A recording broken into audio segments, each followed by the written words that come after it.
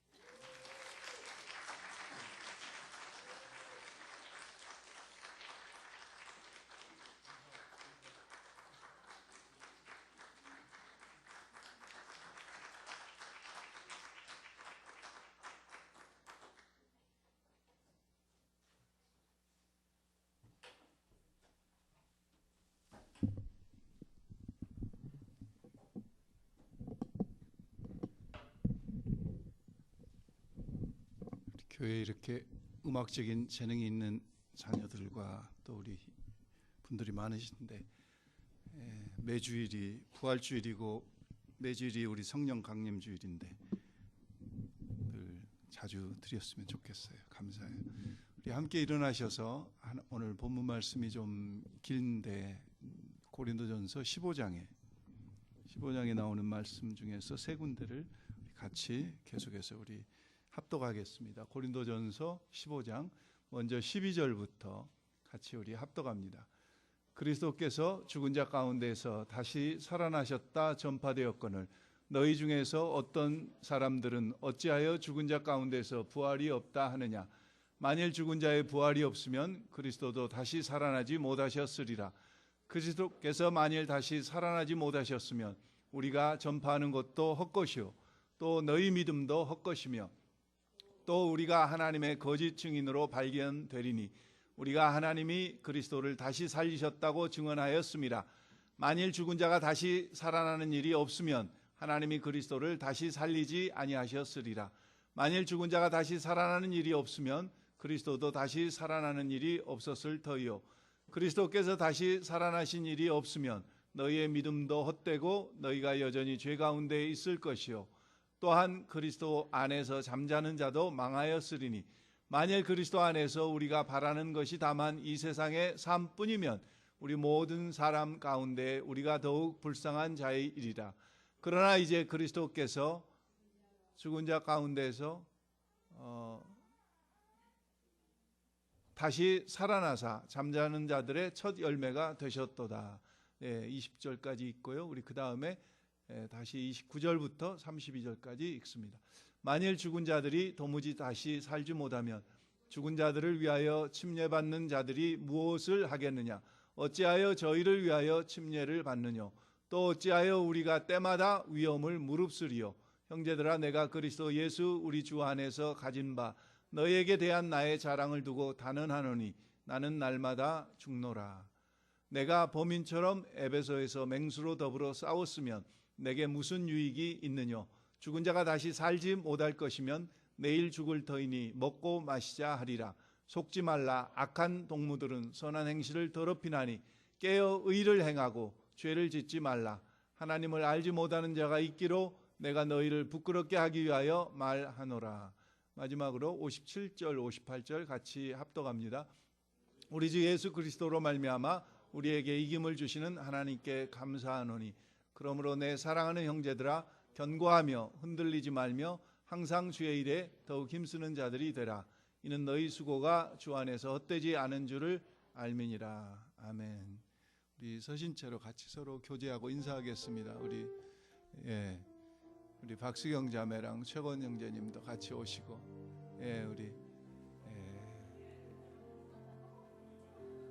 형제의 모습 속에 보이는 하나님 형상 아름다워라. 존귀한 주의 자녀 됐으니 사랑하며 섬기리. 자매의 모습 속에 보이는 하나님 형상 아름다워라. 존귀한 주의 자녀 됐으니 사랑하며 섬기리.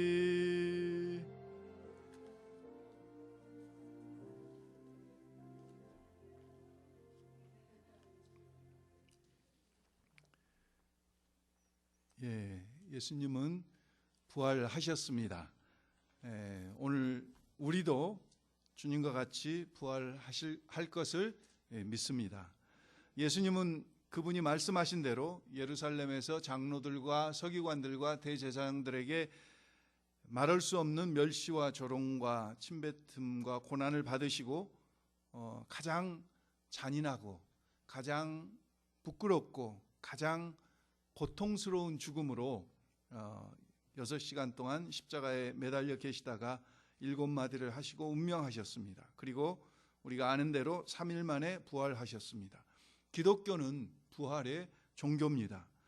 성탄절을 달리 지키는 교회들은 많이 있지만 부활절은 다 똑같습니다.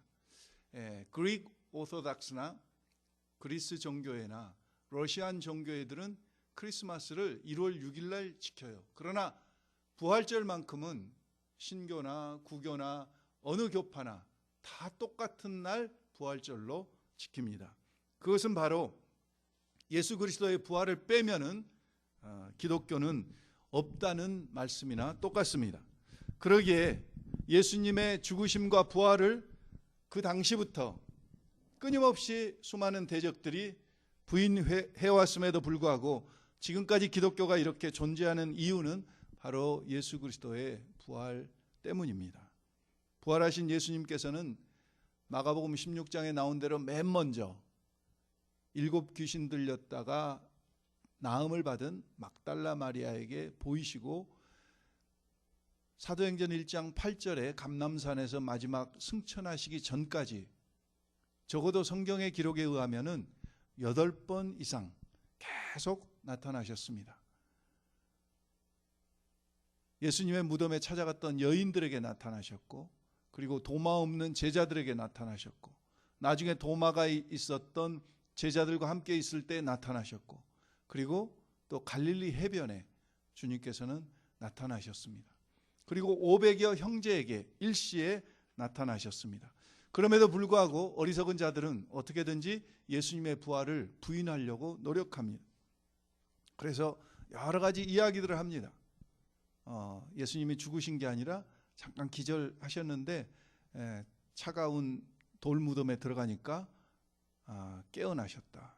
그래서 기절설을 주장하기도 하고, 어떤 사람들은 제자들이 엉뚱한 무덤에 가서 빈 무덤을 찾아가지고 그것을 예수가 부활했다고 그렇게 주장한다, 이렇게 이야기하기도 하고, 또 예수의 시신을 제자들이 이렇게 훔쳐가 놓고 예수님께서 부활하셨다고 이렇게 이야기하기도 한다고 주장하기도 하고, 또 환상설은 제자들이 너무 피곤하고 힘들어서 비몽사몽간에 본 예수를 부활하셨다 이렇게 주장한다고 이야기하기도 합니다. 그러나 하버드 그 법대를 그 세계적인 명문 대학으로 만들었던 이 사이먼 그린리프라고 하는 유명한 교수님이 계십니다. 이 하버드 법대의 이 교수님은, 이 그린리프 교수님은 증거를 다루는 천재적인 교수로 유명했습니다. 이분이 말씀하시기를 법원에서 사용하는 증거의 법칙을 예수 그리스도의 부활에 대한 증거 자료로 적용한 결과 예수의 부활은 역사적인 어떤 사건보다도 가장 확실하고 가장 분명한 증거로 증명되는 사건이라고 이야기했어요. 예수의 부활하심이 이와 같이 분명할진데 아직까지도 많은 사람들은 모르고 있고 부인하고 대적하고 있어요. 여러분, 오래전 이야기지만은 기억하실지 모르겠어요. 저기 필리핀 동쪽에 괌이라고 하는, 사이판 남쪽에 괌이라고 하는 섬에 가면은 요꼬이 동굴이라고 하는 동굴이 있습니다. 그 동굴은 1972년도에 2차 대전 때 폐잔병으로 남아있던 요꼬이라고 하는 일본 병사가 28년 동안 전쟁이 끝난 줄도 모르고 그 섬에서 숨어서 살다가 1972년도에 발견됐던 동굴이 요꼬이 동굴입니다. 요즘은 관광지가 됐어요. 그 당시 일본은 열광했습니다. 끝까지 항복하지 않고 그 동굴에서 숨어서 지냈던 이 요꼬이 쇼이치를 영웅 만들었어요. 그런데 다른 나라 사람들이 볼 때는 요꼬이 쇼이치는 얼마나 불쌍한 사람이었습니까? 전쟁이 28년 전에 끝났는데. 그래서 이 문명의 세계로 28년 만에 나온 요꼬이 쇼이치가 처음 첫 마디가 무엇이었냐면은 루즈벨트 대통령은 죽었냐. 그 이야기였어요. 모든 사람들은 다 알고 있는데 욕고이 쇼이치만은 모르고 그 괌의 동굴에서 28년 동안 살고 있는 거예요. 마찬가지로 역사적으로 모든 사실이 예수의 부활을 분명하게 이야기하고 있음에도 불구하고 많은 사람들은 예수의 부활을 부인하면서 죄악의 동굴 속에 갇혀 있는 그런 안타까운 사람들이 아직도 우리 주변에는 너무 많이 있습니다. 오늘 고린도전서 이 15장 말씀은, 고린도전서 15장은 부활장이라고 그렇습니다. 그래서 부활에 대해서 아주 자세히 설명하고 있어요. 역사적인 증언과 결과와 어떤 몸으로 우리가 부활할 것인지에 대해서 자세히 설명하고 있습니다. 오늘 우리가 읽은 본문 중에서는 if라고 하는, 만일이라고 하는 단어를 계속 써가면서 6번 이상 만일 죽은 자의 부활이 없다면, 만일 예수 그리스도가 부활하지 않으셨다면, 만일 우리의 바라는 삶이 현재의 삶뿐이라면 하는 그런 가정을 이야기하면서 오늘 12절부터 20절까지 계속 말씀하고 있어요. 13절, 15절, 16절에 보시면 만일 죽은 자의 부활이 없다고 하면 어떻다는 거예요? 만일 죽은 자의 부활이 없으면 그리스도도 다시 살아나지 못했을 거다. 만일 죽은 자가 다시 살아난 일이 없었으면 하나님이 그리스도를 다시 살리지 아니하셨을 것이다. 두 번째 만일은 그리스도께서 만일 부활하지 아니하셨다고 한다면 우리의 전파하는 것도 헛것이요 너희의 믿음도 헛것이다. 14절입니다. 15절에 보면은 17절에 보면은 만일 그리스도께서 부활하지 아니하셨으면은 14절 말씀을 계속 17절에 반복하면서 너희의 믿음도 헛것이요 너희가 여전히 죄 가운데 있을 것이요 그리고 그리스도 안에서 잠자는 자도 망하였으리라 말씀합니다. 세 번째 만일입니다. 만일 우리의 바라는 것이 19절 보면은 현실의 삶뿐이라면은 우리는 사람들 중에서 가장 불쌍한 자다, 그 이야기. 다른 말로 하면은 그러면서 20절에 결론을 말합니다. 예수 그리스도는 분명히 부활하셨다. 그리고 모든 잠자는 자들의 첫 열매가 되셨다. 첫 열매라고 하는 것은요, 부활의 증거가 되셨다. 첫 열매라고 하는 말씀은요, 부활의 신호탄이 되셨다, 그 이야기예요. 부활의 신호탄이 되셨다. 만일 예수께서 부활하지 아니하셨더라면은 어떻게 베드로의 설교 후에 3,000명이나 5,000명이 그렇게 집단적으로 회개할 수 있었겠는가, 그거죠. 그 사람들이 그 당시 예수님의 그 시대에 살았던 사람들인데 베드로의 설교를 듣고 어떻게 그 말을 그대로 수긍하고 회개하고 예수를 믿을 수 있었겠느냐 하는 거죠. 또 만일 예수님께서 부활하지 않으셨다고 한다면은 사도들의 설교의 핵심이 무엇이었습니까? 예수의 부활이었어요. 베드로의 설교도 예수의 부활이었고 스데반 집사님의 설교도 예수의 부활이었고 바울의 설교도 예수의 부활이었어요. 만약에 예수님께서 부활하지 않으셨다고 한다면은 서기관들과 대제사장들과 그 장로들이 그 사도들을 그냥 가만히 두었겠냐고요. 반드시 증거를 대서 그들을 꼼짝 못하게 했을 텐데 그 증거가 없기 때문에 위협하고 때리고 옥에 가두고 결국은 막지 못한 거 아닙니까? 예수의 부활은 아무리 부인해보고 아무리 가리우려고 해도 가리울 수가 없고 부인할 수 없는 엄연한 역사적인 사건이요 사실입니다. 오늘 그러한 확신 가운데 여러분들이 계시냐 그거죠. 오늘 다시 한번 부활주의를 당해서 부활주의를 맞이하면서 오늘 예수의 부활하심이 분명하고 사도 바울이 이 고린도전서 15장에 만일 계속 조건을 들어가면서 않으셨다면 부활하지 않으셨다면 어떻게 이런 일이 어떻게 있을 수 있겠느냐. 계속 말씀하면서 부활의 확실성을 강조하고 있어요. 오늘 저와 여러분에게 다시 한번 이 부활의 확실함이 있다면 저는 오늘 15장 이 고린도전서를 읽으면서 부활의 확실함이 있는 사람에게는 세 가지 것이 따른다고 하죠. 그 첫 번째가 뭐냐면은 계속해서 끊임없이 부활의 예수를 증거한다고 하죠. 부활의 예수를. 예. 오늘 본문에 보셨듯이 사도 바울이 이러한 논리로 저러한 논리로 끊임없이 계속해서 부활하신 예수를 고린도 교인들에게 증거하고 있지 않습니까? 너무나 담대하게, 집요하게, 포기하지 않고 계속해서. 여러분, 우리가 잘 아는 사도행전 1장 8절에 보면은 오직 성령이 너희에게 임하시면 너희가 권능을 받고 예루살렘과 온 유대와 사마리아와 땅끝까지 이르러 내 무엇이 되리라 그러셨어요? 증인은 무슨 증인입니까? 바로 부활의 증인이에요. 부활의 증인.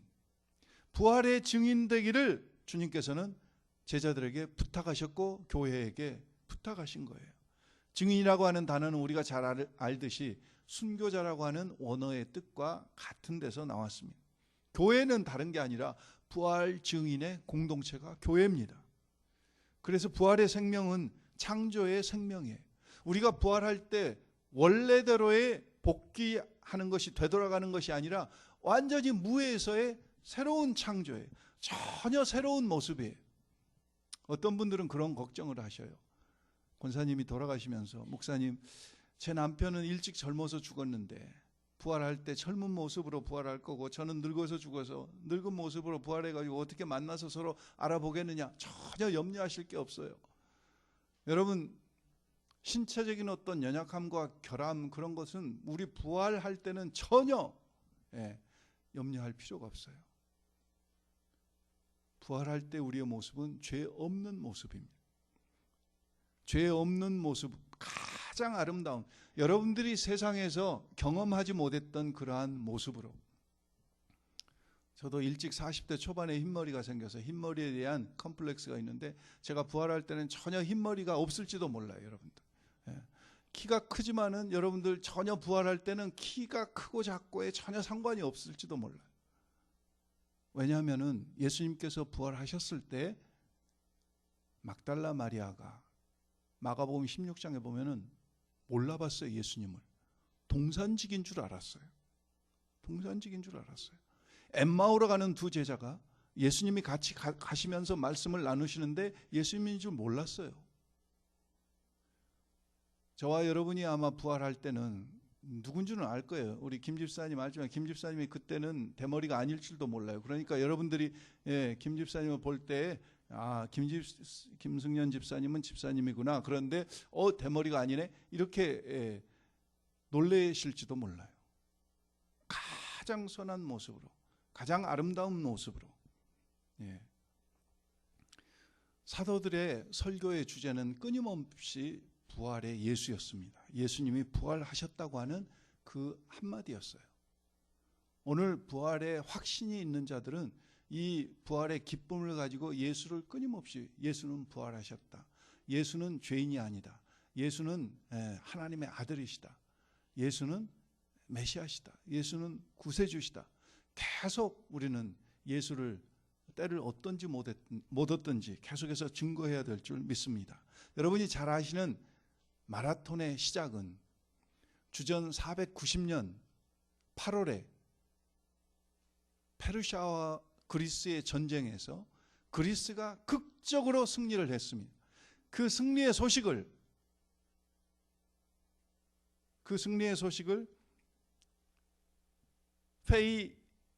페이디피데스라고 하는 이 메신저가 42.195km를 쉬지 않고 뛰어와서 한마디를 외치고 죽어버렸어요. 저 기회가 돼서 언제 그리스 아테네를 가면은 그분의 그 죽은 그 기념비를 한번 이렇게 보려고 하는데, 이 페이디피데스라고 하는 사람이 뭐라고 한마디를 하고 죽었냐면은 그리스 말로 베비케이카멘 하고 외치고 죽었어요. 베비케이카멘은 영어로 하면은 we have won 그 이야기입니다. We have won. 우리가 이겼다. 그 페르시아의 그 강한 군대와 싸워서 극적으로 우리가 이겼다. 그 한마디 하고 쓰러져 죽은 거예요. 그 한마디 하기 위해서 이 페이 디피데스는 42.195km를 쉬지 않고 달려온 거예요. 쉬지 않고 달려왔어요. 오늘 우리가 예수 부활하셨다, 예수는 메시아시다, 이 한마디 증거하기 위해서 수많은 선교사님들이 때때로 지구 반대편 저 멀리 가시고 아무도 가보지 않는 그 험악한 지역에 그 한마디 증거하려고 그 어려운 데를 쫓아가고 수없이 많은 어려움을 불사하면서 찾아가는 것을 우리는 볼 수 있어요. 무엇 때문에 그래요? 부활의 확신 때문에. 부활의 확신 때문에. 그 부활의 확신이. 그래서 사도행전 4장 19절 20절에 보면은 사도들이 뭐라고 이야기합니까? 우리가 말하지 않을 수 없다. 예수의 부활하심을 말하지 않을 수 없다. 예레미야 선지자가 내가 그만 전해야지 하면은 가슴이 불붙는 것 같아서 내가 어떻게 할 길이 없습니다 하고 말하듯이 부활의 오늘 확신을 가지고 사는 자들은 전하지 않고는 견딜 수가 없는 거죠. 네. 오늘 사도 바울의 모습입니다. 두 번째는 31절에 우리가 보면은 뭐라고 말씀하고 있습니까? 사도 바울이 형제들아 내가 그리스도 예수 우리 주 안에서 가진 바 너희에 대한 나의 자랑을 두고 단언하노니 나는 날마다 뭐하노라? 죽노라 그랬습니다. 부활의 확신이 있는 자는요 죽습니다. 죽어요. 이 말씀을 조금 더 설명드리기 전에 29절에 보면은 29절 때문에 많은 사람들이 29절을 난해한 구절로 질문들을 하고 신학자들이 많이 해석을 하는데 저는 이 전치사 하나를 이렇게 해석하기도 하고 저렇게 해석할 수도 있는데 그 전치사 하나 때문에 이 29절이 문제가 되는 거예요. 29절을 보시면은 29절 뭐라고 됐습니까? 만일 죽은 자들이 도무지 다시 살아나지 못하면 죽은 자들을 위하여 침례를 받는 자들이 무엇을 하겠느냐? 어찌하여 그들을 위하여 침례를 받느냐 했는데 죽은 자를 위해서 실제적으로 그 당시에 침례를 받는 습관이 있기는 있었어요. 그러나 오늘 이 본문은 그 위하여라고 하는 단어 후페르라고 하는 전치사가 두 가지로 해석될 수 있어요. 영어로 하자면은 on behalf of는 위하여로 해석이 됩니다. 그런데 on 우페르라고 하는 이 전치사가 on behalf of로도 해석되지만은 for behalf of로도 해석이 돼요. for behalf of는 위하여가 아니라 보아서 그런 뜻입니다. 죽은 자를 보아서 침례를 받는 자들이 무엇을 하겠느냐? 어찌하여 그들을 위하여가 아니라 그들을 보아서 침례를 받느냐? 이렇게 해석을 해야 돼요. 그러니까 29절은 이게 번역이 잘못된 구절입니다. 자, 31절로 돌아와서 그래서 사도 바울은 부활의 확신이 너무 있기에 내가 단언하노니 나는 날마다 죽는다 그랬습니다. 여러분 날마다 자기를 부인하고 제 십자가를 지고 나를 따르라고 하는 우리 주님의 말씀을 우리는 기억합니다. 제가 목회하면서 늘 고민과 내 삶 속에서 늘 갈등이 뭐냐면은 내 십자가의 무게가 안 느껴질 때 저는 괴롭습니다. 내 십자가는 어디 간 것인가? 십자가 없이 주님을 그냥 설렁설렁 따라가고 있는 것은 아닌가? 그래서 십자가의 무게를 전혀 못 느껴요. 그래서 왜 십자가 무게를 못 느끼는가 하고 보면은 제 자신이 부인되지 않기 때문에 내 마음대로 살고 있어요. 내 하고 싶은 대로 하고 있어요. 내 자신이 부인되면은 당연히 나의 십자가가 생겨요.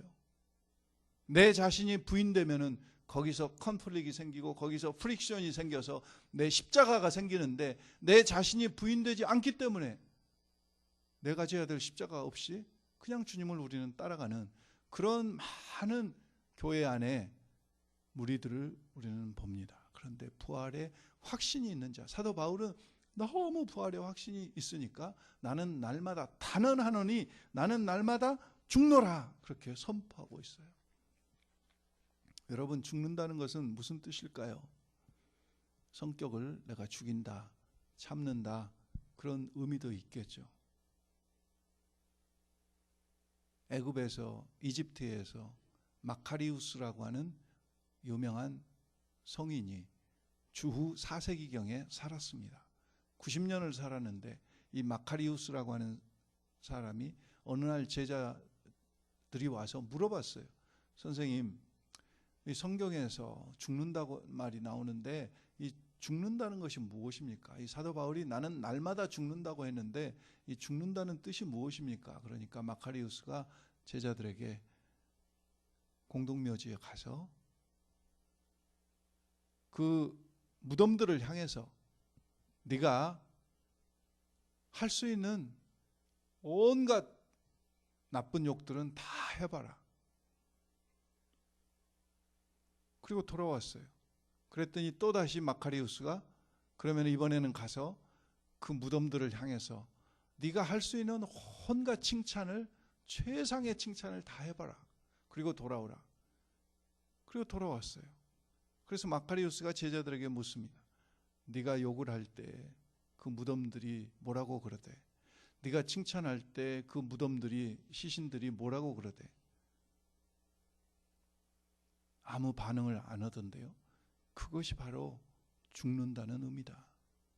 누가 나에게 별 이야기를 하든지, 누가 나에게 무슨 욕을 하든지, 누가 나를 어떻게 칭찬하든지 사람들의 이야기에 죽고 살지 아니하는, 그게 바로 네가 죽었다는 증거다. 그렇게 이야기했다고 해요. 오늘 요한복음 12장 24절에 보면은 한 알의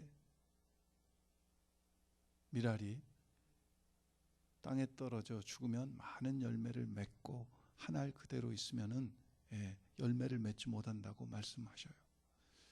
오늘 우리에게 열매가 없는 이유는 뭡니까? 그것은 저와 여러분이 혹시 죽지 않아서는 아닌가요? 내가 죽지 않기 때문에, 내가 아직도 면면히 살아서 내 고집과 내 주장과 내 체면과 내 의지와 내 하고 싶은 것대로 하기 때문에 우리 속에는 열매가 없지 않은가요?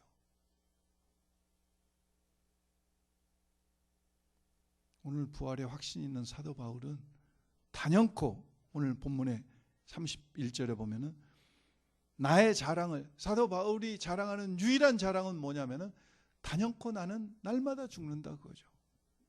사도 바울도 육신의 몸을 입고 살면서 아마 끊임없는 갈등이 이 문제였던 것 같아요. 그러니까 로마서 8장, 7장 마지막 부분에 8장 초반절에 계속 자기가 육신을 입고 살면서 느끼는 그 갈등들을 이렇게 고백하고 있지 않습니까?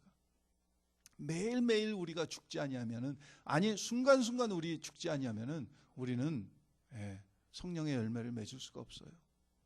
오늘 부활의 확신, 우리가 다시 살 건데, 가장 아름다운 모습으로 다시 살 건데,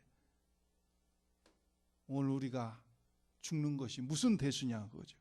부활의 확신이 있는 자는, 갈라디아서 5장 24절에 보면 예수 그리스도의 사람은 정과 욕심을 그 십자가에 못 박았느니라고 말씀하고 있잖아요.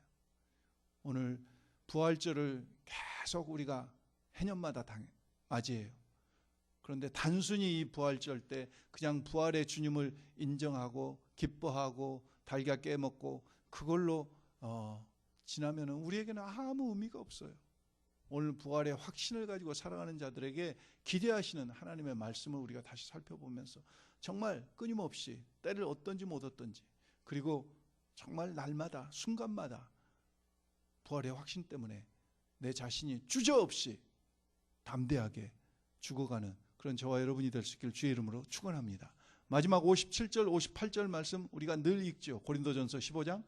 세 번째는 부활의 확신이 있는 자들은 어떻게 한다고요? 주의 일에 더욱 힘쓰는 자들이 되라 말씀하고 있어요. 항상 그랬어요. 항상 더욱 힘쓰는 자들이 되라. 여기서 주의 일이라고 하는 것은요, 첫 번째 부활의 주님을 전하는 것, 두 번째 날마다 죽는 것 이외의 모든 일, 그게 주의 일입니다. 그 모든 일에 어떻게 하라고요? 항상 더욱 힘쓰는 자들이 되라.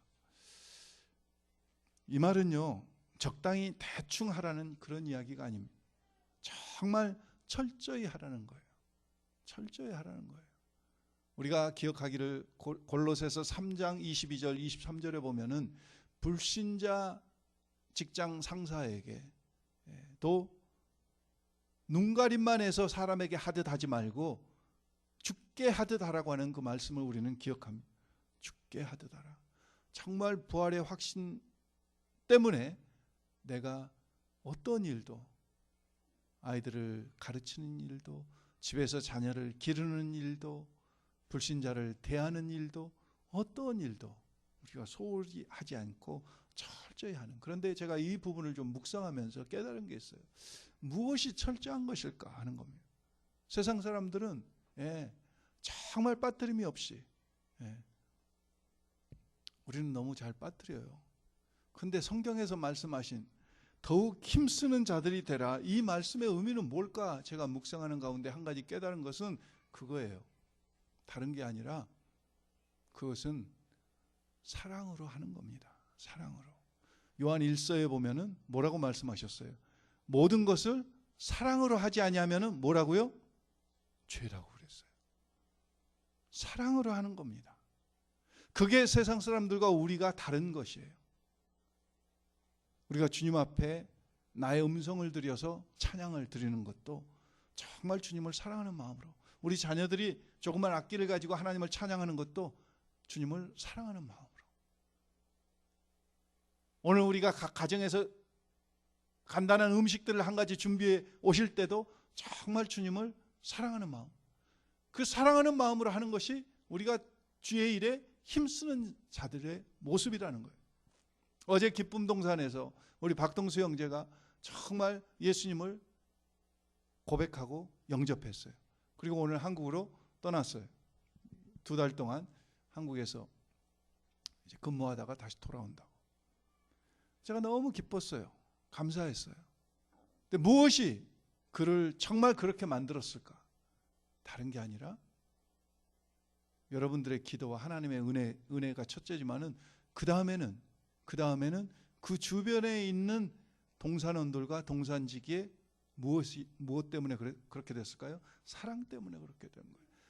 끊임없이 계속 그 영혼을 위해서 사랑으로 기도하고, 사랑으로 대접하고, 사랑으로 변함없이 대하고, 사랑으로 말씀을 설명해주고, 사랑으로 섬겨주는 그 사랑 때문에 그 형제가 저는 하나님 앞에 돌아왔다고 믿습니다.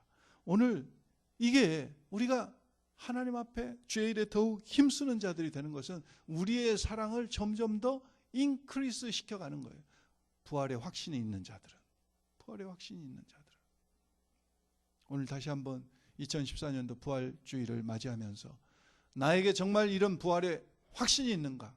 부활의 확신이 있다면 우리는 끊임없이 예수 그리스도를 노방전도를 통해서나 관계전도를 통해서나 어느 때나 때를 얻든지 못 얻든지 부활의 주님이 계속 선포되고 증거되어야 될 것이고, 그 다음에는 정말 우리가 부활하기 때문에 너무 귀한 모습으로, 너무 아름다운 모습으로 부활하기 때문에 내가 날마다 주님 앞에 죽어가는, 그리고 정말 더욱더 사랑으로 모든 일을 사랑으로 감당해가는 그런 저와 여러분이 될 수 있기를 주의 이름으로 축원합니다. 기도하겠습니다. 살아계신 아버지 하나님, 오늘 4월 20일 부활주의를 또 저에게 허락하시고 예수 그리스도의 부활을 다시 한번 묵상하며 또 확신하며 또 선포하게 하심을 할렐루야 감사를 드립니다. 아버지 하나님, 우리에게 이런 귀한 확신을 주셨는데 이 확신을 가지고 사는 자로 부끄럽지 아니하도록 계속해서 담대하게 부활의 주님을 선포하게 하시고 입술로 삶으로 선포하게 하시며, 뿐만 아니라 아버지 하나님, 부활의 확신 때문에 주저없이 내 자신이 계속해서 죽는데 주저하지 않는 저희들 되게 하시고, 그리고 아버지 하나님, 정말 항상 더욱 주의 일에 사랑을 가지고 힘쓰는 저와 모든 출라이트 성도들이 될 수 있도록 은혜 베풀어 주시옵소서. 주여, 부활의 기쁨 속에 이러한 귀한 또 결단과 헌신을 드리며 주님 앞에 나가는 귀한 영혼들을 하나님께서 기억하시고 축복하시고 새 힘을 더하여 주시옵소서. 오늘 또 특별히 처음 우리 교회에 나온 최민 우리 아기와 또 에버렛 송 우리 귀한 아이를 하나님께서 축복하시되 어려서부터 건강하게 강건하게 자라게 하실 뿐만 아니라 아버지 하나님 부모들에게 믿음에 믿음을 더하여 주셔서 하나님께서 맡겨주신 귀한 생명에 대한 청지기로서 사명을 잘 감당하는 부모들 되도록 하나님 은혜 베풀어 주시옵소서. 이 시간을 감사드리옵고 예수님의 이름으로 간절히 기도드렸사옵나이다. 아멘. 우리 비전선 한번 같이 합니다.